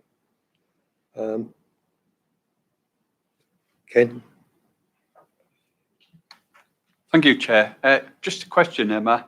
In the light of the state of the vaccination of the overall public throughout there, where the vast majority of us will all have had 2 vaccinations, have you any idea of the shape of how we're going to be working for councillors with who is going to be actually in this building? Do we have an idea of how the staff are going? Because I know that a lot of it is the preference for a lot of them to work at home part of the week. So, you know, just give us a vision of us as councillors, how the shape of, you know, the working people who will be here so that we can liaise with them. Could you update me on that, please? Yeah, absolutely, Councillor Kelly. So we've got a proportion of the staff that have been vaccinated, but our youngsters, we have one here, hasn't even had her first one yet. So we need to manage that for all of the staff across the organisation, and it's about keeping them safe. If you recall back in, I can't even remember when it was, pre-Christmas, I think we sent out kind of where directorates would be based. So that will still be that base. And the ambition has always been for the staff to continue working in an agile way. However, we recognise that they need to be accessible as well, but accessible to you as councillors. So what we would encourage is for you to reach out and make sure that you make appointments, because the last thing we want you to do is come here to see someone about an IT issue. We've had one of those this morning, but there isn't anyone here to help you. That's wasted effort on your behalf. You'll get frustrated. So kind of continue liaising with us like you have done through lockdown, because there is going to be that flexible working in place for staff going forward and enabling them to work much more around the school day for us working mums, or to work around caring requirements so that people can be much more flexible, but making sure that we meet the needs of the customers as well in the same way. So continue kind of contacting staff in the way that you have done over the last year. Thank you. Natasha? Thank you, Chair. Going back to something that was raised ages ago now, regarding the affordable homes, can you tell me what criteria you need to meet to decide what is affordable, please? Thank you. Can I just defer to Phil on that one? Of course you can. So it is, it's the criteria with regard to what's set out in government regulations. Do you have anything in particular in mind as to what falls in or falls out? Yeah, I was just wondering, is this based on national house prices or local house prices? And does this correlate at all with local national salary as well? Because sometimes the house prices may be lower, but so are the earnings as well. Fine. Okay. So when we use a very generic term, the generic term of affordable housing, there are lots of things that fall within that. Now, the one thing that is based on a comparison of other local prices is something called affordable rent tenure, ART, and that is based upon what is 80% of other rental properties in the area. So what is 80% of the market rent in the area? Otherwise, then it's other types of whether it's social, effectively social rented, or whether it's shared equity. There are certain definitions of what falls within that, as I say, that generic term, affordable housing, and we follow those same principles. Thank you. It's quite a broad term, isn't it? It sounds really good when you hear broad term. you've met this target, but it's really a broad spectrum, isn't it? And we use it, and I say we, and that's the whole industry across the entire country use the term affordable housing. And there's a huge spectrum within that. Just every time I hear affordable housing, I think of the first lot that came out that were £400,000 a few years ago, sort of out of London. I think that's just not affordable to most people. But thank you. Sorry. And just on that, Phil, also it's driven as well, sometimes in terms of what's termed as affordable housing by government policy in terms of startups, which constantly change anyway. And we are going to be seeing affordable housing and what counts as affordable housing changing, I think, in due course, especially because government are very clear that they want to see more first-time buyers accessing affordable, what they consider to be affordable housing. So it will change again. Yeah. It's constant. And also, I mean, just on the ART as well, it's up to 80%, isn't it? Absolutely. So it can charge less than that. And it's housing associations primarily up to 80%. They all charge 80%. I've never known a housing association to actually choose to charge 6%. But then again, if you look at a council property, social housing, it's less than 80%. So is housing associations really fitting the bill in terms of what social need is? Hence, we have the surge continuously going on into Norwich in terms of housing and being placed in Norwich with the gold standards and all the rest of it. Yeah, absolutely. A council property is about £100 a month less, at least minimum, isn't it, compared to social rent? So I'm not. I know. I've got him. I'm waiting. So, and I won't say any more about this because I know, it's, Phil knows this since 2013. I've got my own views around what we should be doing on this, and probably best not said here. But Fran, fire away. Thank you, Chairman. I know there's been an initiative launched in the last week for first homes, which Phil will be aware of, which is at least 30% off of the market rate for homes. So that's to hopefully get people on the ladder. But I do know, as the Chairman alluded to, many of the shared ownership schemes will be up to 80%, but you can buy as little as 35% of the house, I think. So, and rent the rest. So there is a lot of flexibility in the market. And I know locally, as I know someone, that's why I say 35%, because I know someone actually bought 35% the other day. Just so you know, there is a great deal of flexibility in the market. So I think that most people should be able to get on the ladder if they wish to do so. Okay, thanks. Thanks, Ron. I mean the stats, of course, which we're never actually seeing, in terms of. I mean, we've had this so many times, haven't we? But the stats in terms of somebody on the minimum wage, the 17,000, 16,900, 17,000, two people. What is the average house price in Broadland, which we do know that fact. What's the lending criteria 4 times? We know that fact roughly, and of course it doesn't match up. So there's a problem, and it still remains a problem. And that's why we've got the demand for rented accommodation as high as it is. It's a fact that's still going on, housing. And, it's no reflection on this government, actually, because no government sorted this out. And of any particular persuasion, really, on a complete policy. But we are digressing a bit, so we'll move on. Right, so is there anything else on the strategic performance reports? Nigel? Thank you, Chair. Yeah, just picking up on Peter's question regarding recommendation 3 as it stands at the moment. If we Cabinet are going to be reported to in quarters 2 and 4, heaven forbid if something seriously goes wrong in quarter 3, how are members, Cabinet and Council going to be alerted to that? Do we have any safeguards built in so that we are made aware that there is a problem? Right, Nigel. And just to speed it up a bit, if this is correct, you could just nod. If not, please, and I'll let you back in again. But I think what you were saying was the the understanding is that the portfolio holder will be made aware of, and therefore that is presumably the safeguard. However, the proposition, as you're saying, Nigel, I believe you're in support of what Peter's saying, is really all the members in a normal way should be aware of that in terms of overview and as scrutiny as well, and Cabinet in full, right? Okay. But that is the answer that was given earlier on, I believe. Okie dokie. So before we move to recommendations, anyone else? Yeah, okie dokie. So if we've got 1, 2, 3, 4, 5. I think we've got an amendment, a couple of amendments coming along here. But if we can take probably each one separately, which then makes it easier for us to deal with any amendments.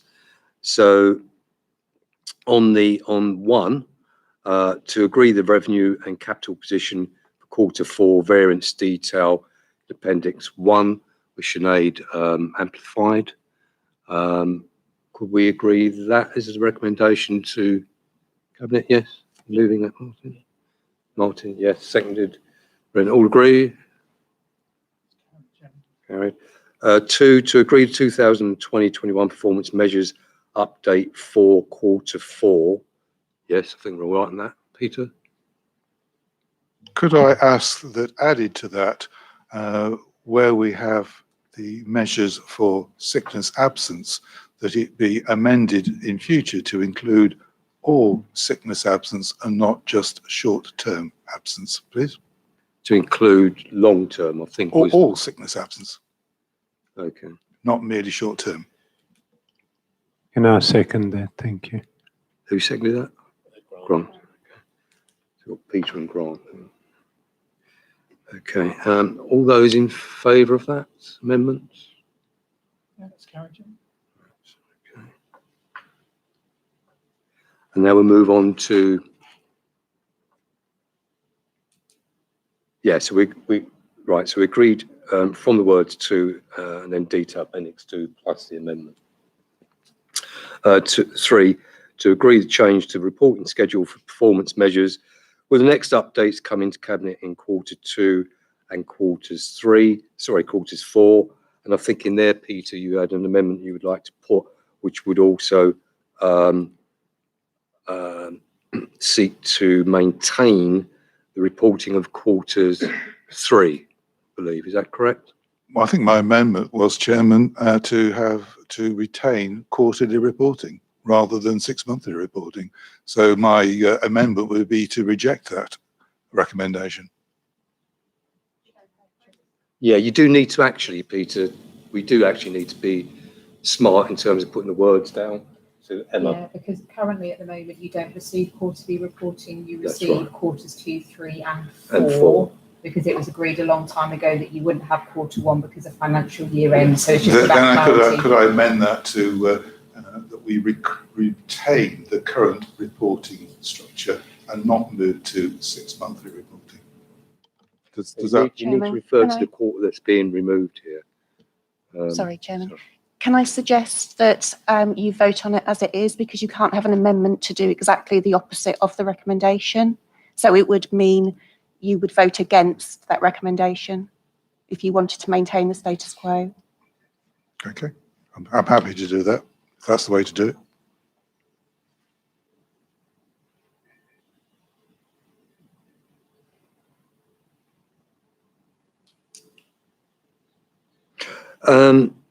I think you'd need to vote against it, and then you'd need to actually put in an amended form of word so it's understood by Cabinet what we're talking about, really, because otherwise it's just all too smart bureaucratic in terms of silence, and we actually need to be a little bit more specific in there.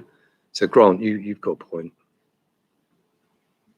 Yes, Chairman. I was just remembering that we had some training on financial aspects for overview and scrutiny, and they do require, well, they do recommend that members are regularly updated with what's going on with regards to its finances and its financial positions.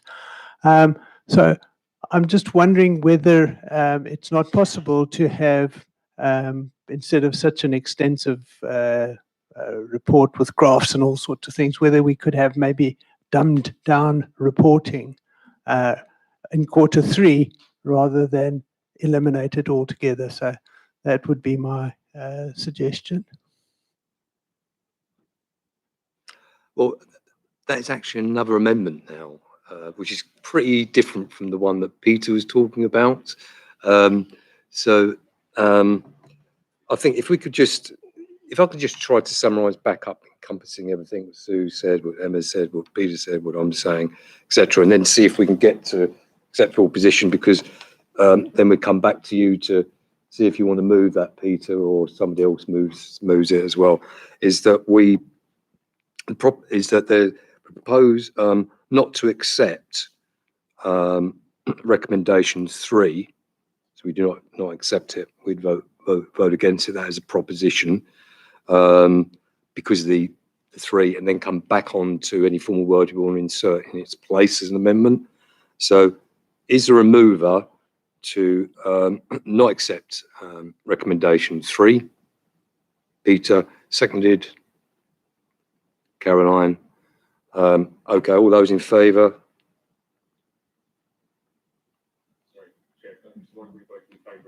Right. What we're voting, what the proposition is not to accept 3. Yeah. You okay, Nigel? Brilliant. Carried, Chairman. Right. Okay.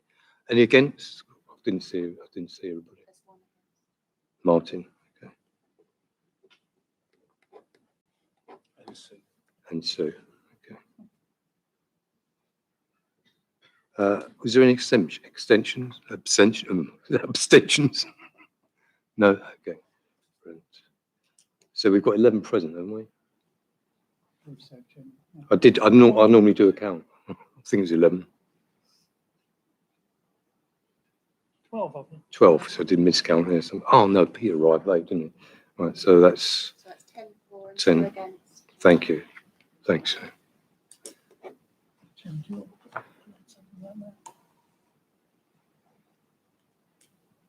Yeah, brilliant. Yeah. So 3, to maintain the current reporting schedule for performance measures. Yeah. Okie dokie. Proposer for that? Peter, Sue? Yeah.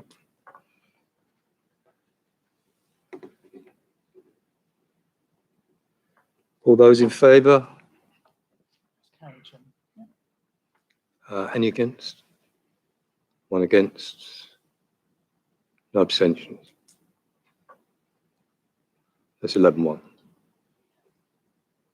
Okey-dokey. Thank you very much. Right, 4, to agree the recommendation to full council, the slippage requests for both revenue detailed in paragraph 3.2 and capital detailed in paragraph 3.23. I think that was well covered. So move that. Seconded. Yes. All agree? Thank you. I could see no one was against. And 5, recommend to council the creation of the following new earmarked reserve, environmental project reserve. We very much like that one, don't we, campers? So move, second, yes. All those in favour? Thank you very much. Yes, no one against. Okay, well, look, thank you, officers, because you know, once again, you've done an admirable job on reporting and the funding that goes on.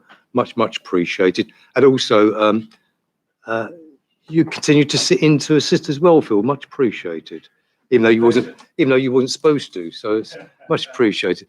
It's half. Sorry, yeah, it's 11:30. We've got 2 reports left, but I am going to actually say we take a 10-minute break, comfort break, and then we should be able to finish fairly rapidly after that.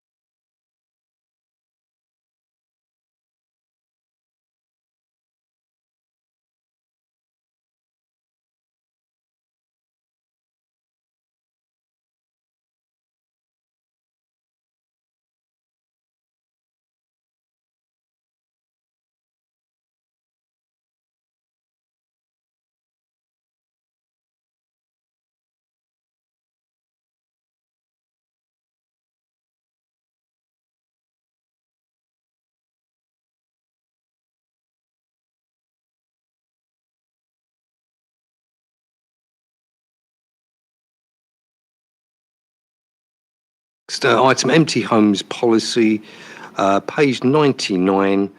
And Mike, you're going to amplify for us. I've never been accused of being quiet, Chairman, but we'll see. Thank you, Chairman. We originally started these next two reports, empty homes and HMOs, as one, but we split those up because actually they're quite big documents. But just some overarching comments on both of these two before we move forward to empty homes to start with. So these two reports coming today, they're a suite of policies that will increase our offer to help keep Broadland a safe and pleasant place to live, and been working closely with the policy chair and portfolio holder over the last couple of years to really ensure that this is a key function that Broadland fulfills.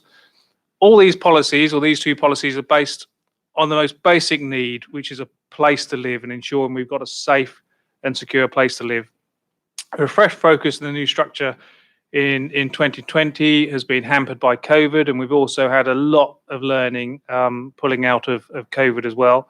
So what we're keen to bring these in now to provide some really strong leadership in this area, to provide the advice and support, but also a muscular approach when we need it. Broadland is strong on equality, and as you'll see through both these reports, we're dealing with some of the most vulnerable people in our district. So we want to welcome all those who live and work in Broadland and add value to our district economy to ensure they're safe. And our aim is to support all those residents and businesses to thrive, mainly through advice and practical support, but also you'll see through the theme through these reports, let's not be afraid to show our teeth and bite when those businesses and people who choose to flout the law, particularly those who pick on the most vulnerable, we identify them in society, and we really want to make sure that when it comes to that we can take these people on and ensure that we live in a fair and safe environment for all people. So the overarching comments for both. But if we move on first then to empty homes, thank you, Chairman. The changes in legislation mean that Broadland has had a successful empty homes policy for a number of years, but now we have to offer to purchase a property if we go for a compulsory purchase order. So before we take enforcement action, whereas before we could sort out a CPO and then take that property straight and then put it on the market and sell. So there was no actual transactional cash per se from that bit of business, but now we have to offer to purchase that property first. So the change in legislation means that there's financial risk to council, so we need to come in to refresh these policies. As you'll notice in the report, Broadland has a low level of empty homes, and it's comparing to Norfolk and the English average. Actually, Norfolk and South Norfolk and Broadland are the lowest in Norfolk. Having said that, though, empty homes can be unpleasant to live next to, and they can provide opportunities for crime and antisocial behaviour as well. There's always a story behind empty homes. No rational person leaves a property empty. If you inherited a property, you either sell it or you rent it out to make an income. You realise the capital from that. So not to do that means that we're moving out of the norm of normal behaviour. So there's a reason and a story behind each empty home, which provides and makes it difficult to deal with. So what we're looking to aim to do is encourage that homeowner to put that home back in use. And the first thing is to use an advice and incentives. So as you'll see in 3.7, the council tax premium. So we can increase that premium to ensure or to incentivise that person to actually do something with that property.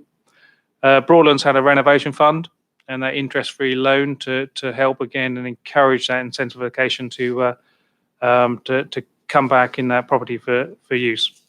But if we do have to go for an enforcement, we've got two routes: a compulsory purchase order, which is where we buy and then either sell or rent the property out, or an empty dwelling management order where we take over that property and rent that out for a period of time.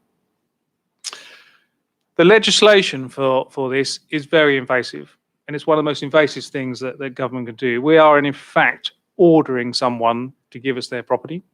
This is someone who's purchased through their own use. So we need to be mindful of that. And so to go through and to meet the requirements of legislation, we have to ensure that there's a really clear purpose, and we've done all the due diligence to get to the point of where we take on an enforcement action. So what we're looking at, as you'll see through the report, we've updated the community impact assessment. So really having a stage of where let's properly think, is this just because someone doesn't like an empty home in their village or in their cul-de-sac?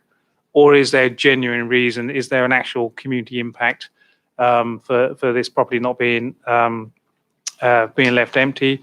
Or is there a real demand in the local area? And you'll see that in Appendix B. So coupled with that, then a financial assessment will all be completed, because what we need to do is also protect the taxpayers' purse. So we need to ensure that there's a minimal risk possible to if we do take enforcement action. So with the community impact assessment and the financial assessment be completed, properties then that pass these will then come to Cabinet to be approved. And we're suggesting to, again, put a boundary and parameters around the expenditure, is that we look at a maximum of 2 properties a year to take forward in any for enforcement action.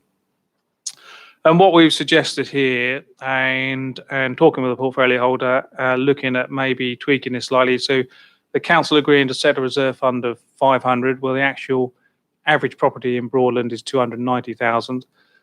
So whether or not we could look at a £600,000 bubble just to ensure that we had the finance to take this over. So setting that money reserved inside, and that money is not for every property. That's only if we offer to buy the property and then the owner then accepts that offer. If they don't accept the offer, then we can still go through with a CPO, and then we don't have to offer to purchase property. So a slight change there, Chairman, about a 600,000 rather than 500,000 fund, and a budget of 50,000 per annum for enforcement action, because there's a number of things that we have to take action, and we can't claim those properties back. What this approach will do will ensure we target the right homes, we have the right proactive enforcement policy, but it also then balances the needs of the community and needs of our residents along with the financial funds. So I'm happy to leave it there, Chairman, for any conversation. Sorry, and I should have said right at the start, we've got Kevin Philcox here today, who's the expert on this stuff. So if there are any more technical questions. Thank you, Chairman. Thank you very much. Caroline? Hi. Do you think the amount set at 500,000 is enough for you to purchase 2 properties per year? So because they'll go to Cabinet, and if we look at an average of, and this is chicken and egg, isn't it? There's 290,000 is the average property in Broadland at the moment. You get the first 2 properties that come forward are worth 190,000 each. We've got more than enough. If they're worth 310,000, you haven't got enough. But I think 600,000 will give us an envelope to work in, and then if we find that that's a bit more, then obviously that's a Cabinet decision each time to then allocate those funds. So I think 600,000 would certainly give us a good envelope. Okay. David? Yes, Mr. Chairman, I welcome this. It's an attempt to deal with reality. Years back, I remember they were dealing with a drug smuggler's house in Sprouston, and Broadland had to go to Yarmouth to find out how to compulsory purchase. So things have moved on quite a way, and I think it's a realistic approach to dealing with an extant problem. And actually, strangely enough, I know you say that people with houses that are empty are slightly nut, but I was a county councillor in North Norfolk before here, and that was 40 years ago, and I can tell you, the house was broken then, and it's just been sold now after 40 years lying rubbishing. And, it is absurd. So I'm glad you're doing something about it. Okie doke. And I've got Sue, Natasha, and Ken. Just before we come in, Ken, and just clarify, just picking up on David's point, the real issue here is that the change is that now we have to offer to purchase. We never used to have to do that before, which is compulsory. And just one question: in the last 24 months, have we made any, before the change here, have we actually made any compulsory purchase orders? I'll have to, have we? We've been.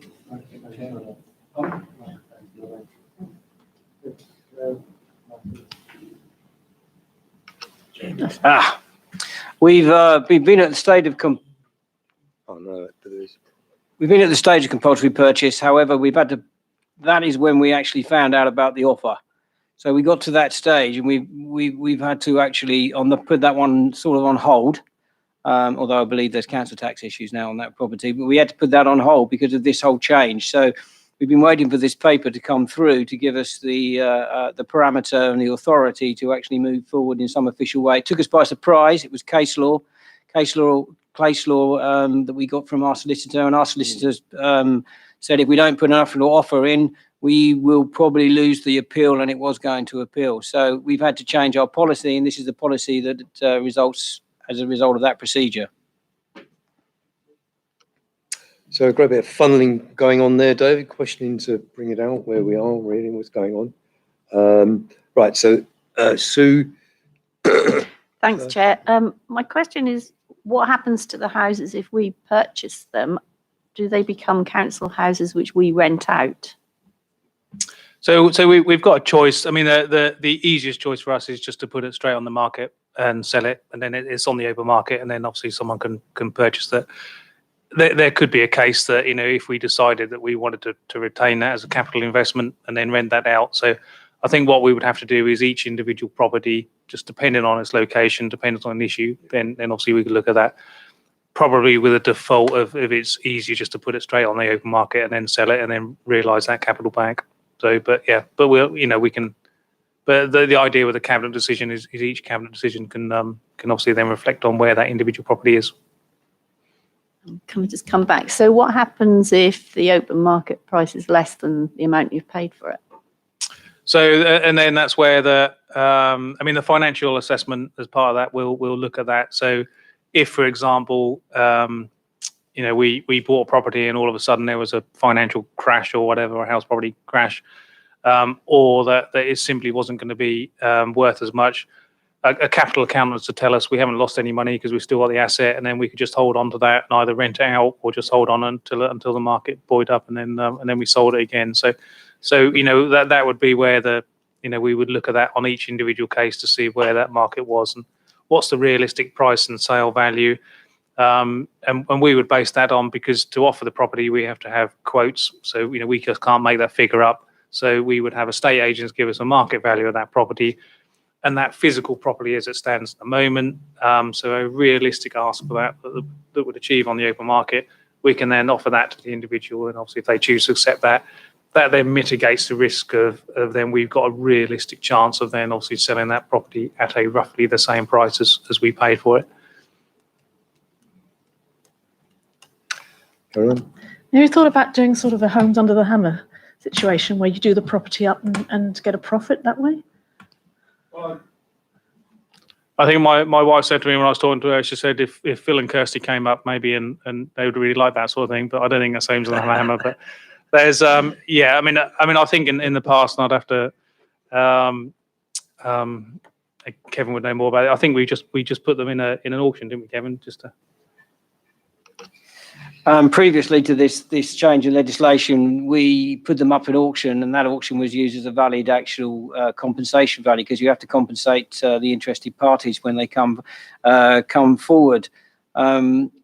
What's being suggested here is a bit opportunist, and there may be that opportunity, but within the actual housing standards team, we haven't had the resource or the policy to actually do up for sale onwards. It's purely to actually change the ownership to an individual that will actually get the property back into use.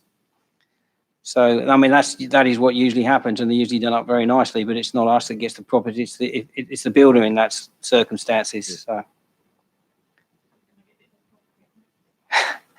Yeah, again, it is fraught with risk. Obviously, I spent a lot of money on my house, and I certainly won't get the return. So, fingers burnt from my perspective. So, and it might be now, and it's something that we explore with Broadland Growth, with Big Sky working collaboration. That is something that we would probably look at now, which is a tool that we didn't have before.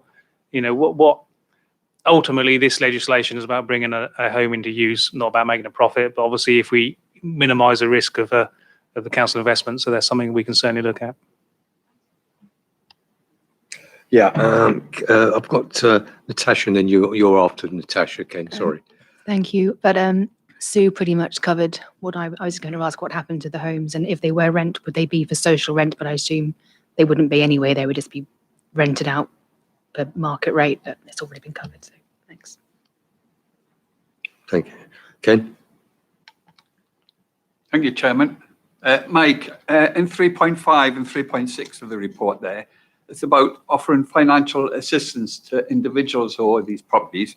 And I see the uptake is really low, about only 1 or 2 applications every year we get through. Is there no way that we can press this better ahead with better advertising and promotions, or is it, like the average from every other authority? That's what we get stuck at. When we've got 300 odd properties and a bit more effort on our behalf, would that help at all? I'll have to. Kevin's ran the scheme in Broadland, and it's always been low, isn't it, Kevin? But is there anything there? Previously, when we ran the scheme differently, every property that came empty for 6 months, they would get a communique from us, and they would actually be told about our financial package. Through the Greater Norwich Housing Partnership, I think that's the correct terminology, many years ago, we got £1.5 million in the area to actually provide an extremely generous package of £22,500 grant, requiring about 15,000 match fundings by owners. So that was extremely generous. It was a grant, and ours is a loan now. Yeah. And in 2 years of writing to everybody that had a property that was empty for 6 months, I gave one away. As we say, with empty homes, you're not dealing with the norm, because the norm you wouldn't have an empty property. So we did one of those grants where there was £22,500 grant available, and we did one, and we communicated and sent a leaflet to every property owner that had a property that had been empty 6 months. It's the packages we got now are incentive. So what we have now is a procedure. If we're going to initiate that enforcement action, what we've got is a financial package that we can demonstrate to the appeal procedure, and that's what we're looking at here, because we don't want to lose, that we've done everything we can. We've offered financial assistance, we've offered advice, we've offered routes, and it is to that purpose, our main purpose, of having financial assistance. So obviously, if somebody wants it, we give it, but they are not in high demand, and they are loans now. And when they were grants, they weren't in high demand. So it is what it is in the market that you're actually involved in. We've got pretty comprehensive experience of actually giving the awards away, and even giving money away in this field is not easy. Anyone else? Martin? Thank you. Kevin, I know that we've spoken about this before, but so the average caseload is 2 to 3 properties per year that's going through. Yeah, it takes about a year, I would say, from the decision process that will come through cabinet now. It used to be portfolio holder. Obviously, the financial implication wasn't so austere as it is now. It takes about a year from that decision to actually getting through that we're sitting in that auction house. We have to do extremely comprehensive legal procedures, work with solicitors. We have to stick notices up. We have to advertise in the paper, and the notices are huge. They're about 14 pages long in some cases, and we have to pin them to the properties for interested parties to come forward. You think about it, you're actually taking somebody's property off them. So it is an extremely comprehensive legal procedure to do that, and there's 2 or 3 stages you have to go to, and then you end up, the order is confirmed by the Secretary of State for Planning. That's how it's usually done, if you use planning legislation, which is your usual route. and then you have to wait 3 months to vest title. So once the order is confirmed, you still have to wait 3 months to vest title. Once you vest the title, that's the only point that you can actually move it forward into the auction house. So it is a long bureaucratic process, and one would possibly say arguably so, because it is what it is, taking somebody's property off them. So when you're saying 2 to 3 a year, that's a lot of work. And that's where I was getting to more on this bit. The other point from that was the creation of the reserve fund. Is that at the point of the offer of the compulsory purchase order, or is that at the settlement of the compulsory purchase order? The advice from our solicitor to prior to actually going for the order, you should put a financial offer in.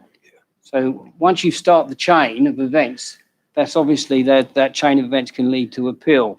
The advice is, if you haven't put that offer in, you've got no chance of appeal. As soon as that information is out there, somebody appeals, they know they've won. Yeah. You see what I mean? So you have to dot that I, you have to cross that T now on the basis of your appeal. And people do appeal on these. Some people don't, but people do appeal because they're not happy. Okay. So, apologies. Yeah.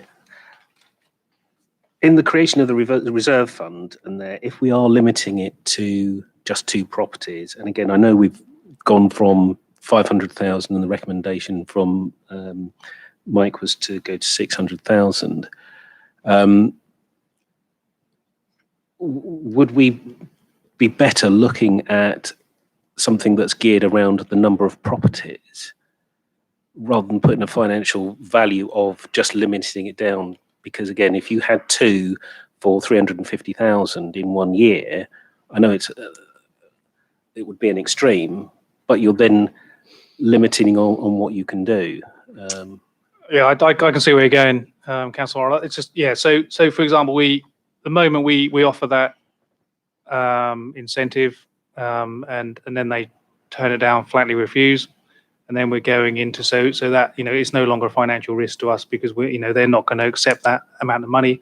So then actually if we went through with the CPA, all we do is we wouldn't have to physically purchase it. We just put it on the market and then conversate. So I think, yeah, you're right. I guess when we started this journey, trying to give members and cabinet some sort of financial envelope to work towards, probably useful, because it just helps get these things through. But yes, the actual financial cost of the county will be more based on where we are with those individual properties, as opposed to a specific limit. So yeah, that could be some change there. Okay, so just picking up on your point, might be helpful here, and we do need to be a bit clear and careful. I think here we've got your comment, Martin, was recommendation from Mike, not for 500,000, but 600,000. We haven't actually got that recommendation in the report. The report we've got here is 500,000, and I'm guessing that you've had a hand in authorising the report, Mike. So you did mention this figure of 600. So we just need to be clear about what it is you are saying, because this will go to cabinet, and I'm very reluctant actually to have here an amendment come forward from perhaps this committee for 600. It all gets confused around what is the recommendation from the officer. Was it 500, 600? But the report said 500, and then have an issue at cabinet over it. I can see Fran smiling, and I'm on the right wavelength here. So, Mike, what is it? Is it the 500 figure in the report or not? So I would say, what we need is a figure that gives members and cabinet confidence that this isn't a endless amount of money that's going to be allocated to this fund. So I would say that if we had, and because this is a nominal figure, because we don't know, each individual property will be different. I think if we had a nominal figure of 600,000, that would give us the capacity within the financial agreement every year that we could then take forward properties, and we could easily cover at least 2 properties a year. I think that would be useful for us to be able to do. Fine. So just to sort of funnel this through, why doesn't the report say 600,000? Well, it's partly my error, and so I'm happy to put that forward. I mean, when I really looked at it, we were looking at an average property of 250,000, but actually in Broadland, the average property is 290,000. So if you went, and again, we're all scoping, so if you did 290,000 as an average property, you looked at 2 properties a year, then you would be a 600,000 envelope would cover those 2 properties. Whereas if, for example, you had 2 average properties come up, then that would be more than 500,000. Second one. You see where I'm coming from, Emma, don't you? Yeah, I do, Chair. Thank you, Grant. I did need the microphone after all. Yeah, I do see where you're coming from. I think as a committee, if you the report says 500,000, Mike has explained why 600,000 would be a better value in Broadland, then I would suggest you put that forward as an amendment, because you need to go with what you've got on the paperwork in front of you, and then you can put that forward as your view to Cabinet. Okay. Yeah, I'm reluctant for that to go forward as our view to Cabinet. What I'm more interested in is for us to support the officers' revised recommendation at this committee of 600,000, if it could be worded in that way. And just before I do anything around that, I can just see Sue out the corner of my eye wanting to come into any advances on this, Sue. Yes, Chairman, can I suggest that in our recommendations, we say a reserve fund of 600,000 in brackets as amended by officers during the meeting? As recommended by Yes. officers at the meeting, yeah. Yeah. So we've got that clear, because otherwise it's our kind of, yeah. Martin? Sorry, Chair. Again, I think just for clarity, obviously, if we get movement within the house prices, so the average house price changes on an annual basis, does that mean that we then need to change this on an annual basis? Therefore, if we were to link it to a known average figure, so if we said it was 2 times the average house price, would that work better? Therefore, it doesn't need to come back every time house prices change. So if the house prices went up by 25%. To be honest with you, I'm actually going to suggest we don't muck about with this too much, because when it goes to Cabinet, it's terribly difficult. And I know most members are not attending Cabinet when I am, but you do need straight, clear propositions here. Now, what we've actually got here is a recommendation from Mike of 500, just clarified. We will minute it accordingly, that the officer is recommending now 6 before the reasons he's done, as Sue said, and then we can put that to, that we're endorsing that. And then Mike, if there is an issue with the future in terms of wanting to up that figure, and it's going to be in the experience of the operational experience of what the hell's going to happen in the next year as well, of course, because you don't know exactly how long it takes once you make an offer for it to go through to auction. That's another issue in all this, isn't it? You could be out there with solicitors and everything that's going well beyond a year. It's another thing. Then Mike, I've got no doubt, will actually ask for the figure to be upped. And once you've established the principle, you've established the principle. And I think, Chairman, that would probably be a conversation, because obviously this is new with the new legislation. So, we would give this a year. We might find that actually 600K wasn't enough. We might find it is actually ample. So I think, we could review it in a year, then we could find, actually linking it to the average house price probably made sense, but yeah, and then maybe we'll take that forward in the future. But yeah, I think we would, Chairman. So it's all supporting that might be, Martin, it's clear if you come back. Okay, so do you want to just read out those words again? Chairman, I was also going to say, do you want to recommend that we review this in a year? Yeah, could do, yeah. Okay. Be very good. So yes, so this would now read a reserve fund of 600,000 brackets as amended by officers during the meeting, close brackets, in order to undertake a voluntary office of purchase as part of a compulsory purchase order procedure. You said one word in there, Mhm. as amended and recommend, as amended, as, sorry. That actually, Chairman, Recommendation amended? as recommended by officers Yeah. in the meeting. Yeah, not amended, yeah. Brilliant. So with that one word change, and then you had the last part of that, sir? And then that overview and scrutiny committee review the policy in 1 year. You happy with that, Mike? I'll second it. Right, okay. Wonderful. Right, wonderful. We got there, and that's good scrutiny, because sometimes you need to work it through to end up with the appropriate way forward. And do appreciate Fran attending today, because it takes time to attend these meetings. And obviously, Fran, you could perhaps at cabinet meeting reflect back on where we are here. We're not trying to dictate to anybody, but we are trying to help the Broadland Council in these processes. We've actually got the 5 points here now. So we've just covered bullet point 1, but we still got to do the rest of it, haven't we? You agree? Yes. Yep, brilliant. So I'll read this out. 1, Cabinet to approve adoption of empty homes policy. I'm going to move them on blocks. I don't think it's a problem I've heard here at all with the rest of them. 2, Cabinet to agree proposals.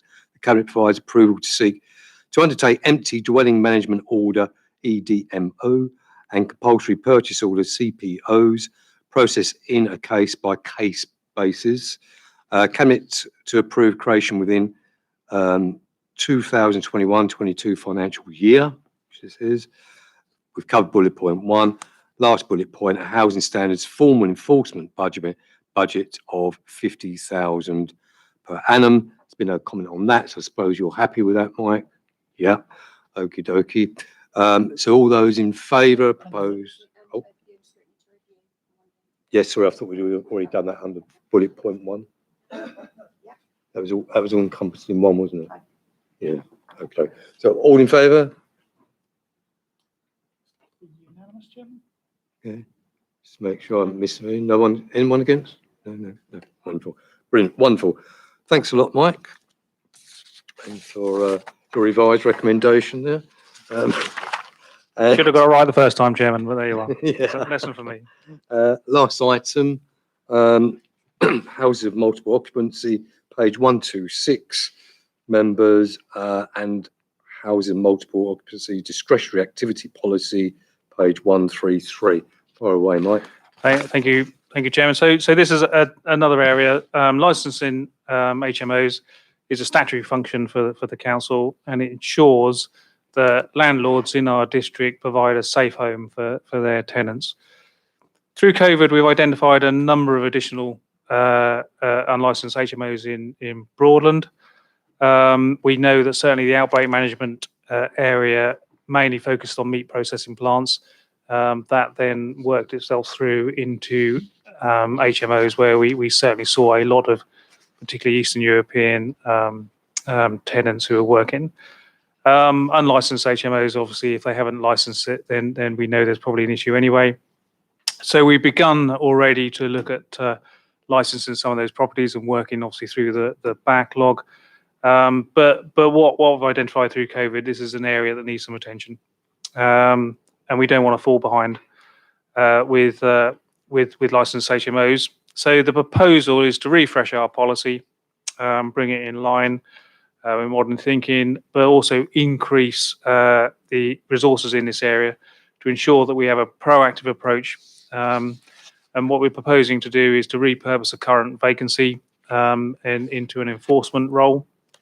So we're really going to beef up the enforcement role of the council. And as I said in the opening statement, is we want to set an example to our businesses that Broadland is supportive. It will provide advice, but it will bear its teeth and it will bite when people and businesses aren't complying with law. And this is an area where there's some really serious potential for, as well as the practical fire risk, but also the welfare of those most vulnerable who choose to work in our district, and we want to make sure that we absolutely have the capacity to be able to deal with that.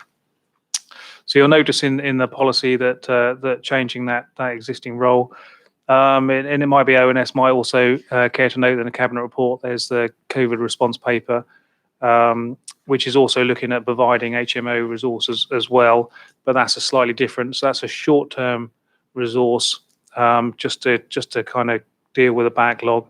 And then what we're proposing here today in this report is a long-term change to ensure that we never fall behind again. So these changes, to sum up, will provide the resources for us to ensure that those businesses are licensed, so we absolutely support those businesses who legitimately choose to want to come and operate HMOs in our area, but it also provides us the teeth to tackle those who want to use this as an opportunity for enforcement. Thank you, Chairman. Thank you. Natasha? Thank you, Chair. You can see, I'll stick my head over here.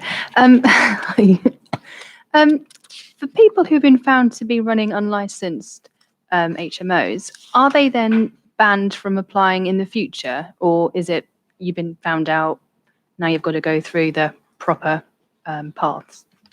Oh, Kevin's a better one at this one. It is a prima facie offence to run a HMO if it's licensable without applying for a license. You only need to apply. Our current procedure would be to take the condition of that particular HMO before we decided we would actually initiate prosecution or a civil penalty. It is highly likely, in line with our enforcement procedure, that we would initiate a civil penalty procedure if we considered that there were what we would term risks to the property. So we would take a pragmatic balance a view on that, and that would be in line with the enforcement policy that went through November last year, where we tried to cooperate with landlords. So it depends on the circumstances of the moment and the actual procedures that we're going through, and we would take each case on a case-by-case basis. So they are liable to a possible civil penalty, and they are liable to possible prosecution. If they're awful, then they're really bad, then we can take it even further regarding road landlords, etc., and procedures like that. And at that stage, you're in cooperation with partners such as police and immigration bodies and things like that, and organisations such as that, and you make a decision on that procedure, and you have to. It's a bureaucratic procedure, so you have to go through that. But yeah, there are implications, but we do take each case on a case by case. Are they banned? Can they be banned from? That's a question. They can be banned. There is a banning process in place where they can be banned from managing a HMO procedure, and that occurs in metropolitan world quite regularly. Excellent, thank you. I'd have thought that would be a really good deterrent if they knew that by trying to sidestep the regulations that they could potentially just be banned outright from going about it properly later on. I'm glad you do have the ability to do that. Thank you. And quite a few do in London, from what my understanding.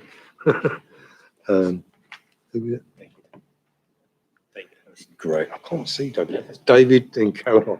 Just a brief thing, really. Thank you, Mr. Chairman. I mean, it does say a well-managed HMO provides a vital function, offering low-cost accommodation. I mean, that's exactly what we want to get. So it is a fundamental basis of initial housing accommodation. We just want to get up to standard. And I totally approve it. I really do. Caroline? It says on here that the amount of unlicensed HMOs is double the amount of licensed. Is it because they are, as you said, Eastern Europeans maybe, and they don't know the procedures here? An unlicensed HMO is not necessarily a contribution of any legislation. And an HMO is three people live in a property that exists as more than one household. So if you're 3 or 4, as in a shared house of nurses, you're a HMO, but you're not licensable, and there's no contravention of any regulation there. It's 5 or more for a license. So what is, there's a greater number of small HMOs than there is larger HMOs, because they're a shared house event, effectively, of 3 or 4 people.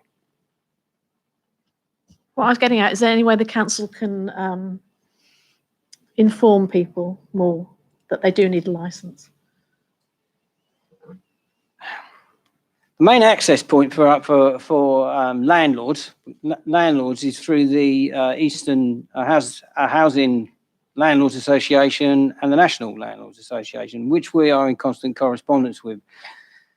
However, you're not going to hit it all that way, because a lot of HMOs are accidental, as in 2 partners moving in together, and then they rent the other house, or somebody inherits the house and think I'll just rent it out, and then they end up renting it out to a couple of people, and now it's a couple of families, and now it's an HMO.